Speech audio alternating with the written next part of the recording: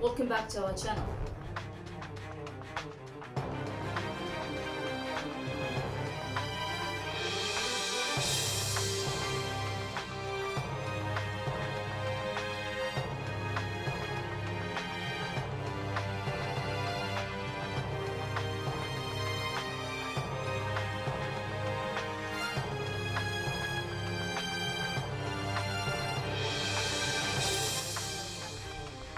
Many differences in meaning hold between Arabic and English prepositions.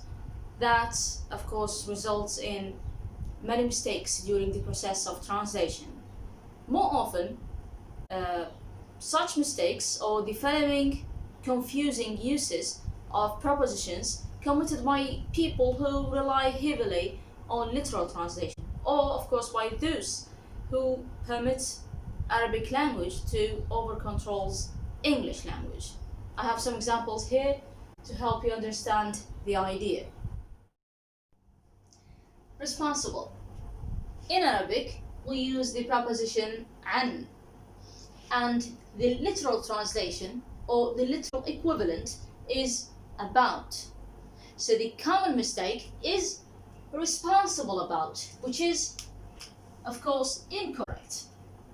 With the word responsible, we use for if I talk about the task, or we use responsible to if I talk about the person. So for example, inviting people is responsible to Nadia, for example. Another example is Nadia is responsible for inviting people. So I hope you can understand the difference when we use for and when we use to. The second example is the thief came in dash the window. In Arabic we use min al-nafida. Okay, so the literal equivalent is from, but we must use through. Why through, not from? Because the word through includes the meaning that there are two positions. Okay, and in order to move from position 1 to position 2, you have to go through something. So the thief is outside, or was outside, and through the window he came in. The last two examples, the criminal was sentenced dash death. In Arabic we say حكم عليه بالإعدام. حكم على المجرم بالإعدام. The literal translation might be with, but the correct equivalent is to. The last one, he talks his father. We say in Arabic هو يتحدث عن أبيه. So عن and literal translation is about. This time, this translation is correct if the meaning is that the son talks about his father's character, okay, what he does, what he likes, his attitude.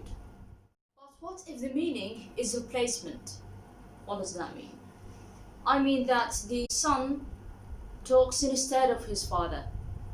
The son and the father have the same opinion. The father would say the same thing if he spoke. In this case, the correct equivalent is on behalf of. So he talks on behalf of his father. So the last example depends heavily on the context. Result. Sometimes it means cause.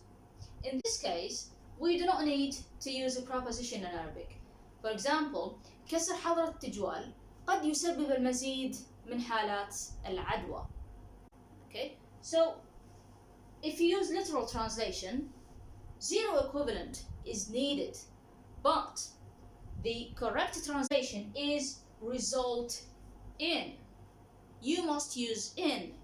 So the translation is breaking the curfew may result in more cases of infection.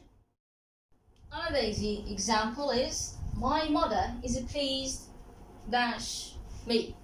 In Arabic we say راضية عني. Again, we use the preposition عن, and the literal translation is about, which is incorrect, of course. With the word pleased, we use with. Okay, so my mother is pleased with me, not about me. I have one last thing to say. Arabic prepositions signify different meanings, so please be aware of the context when you translate. And just deal with the words and the prepositions used with as collocations, of course, depending on the context. That's it for today. Thank you for watching.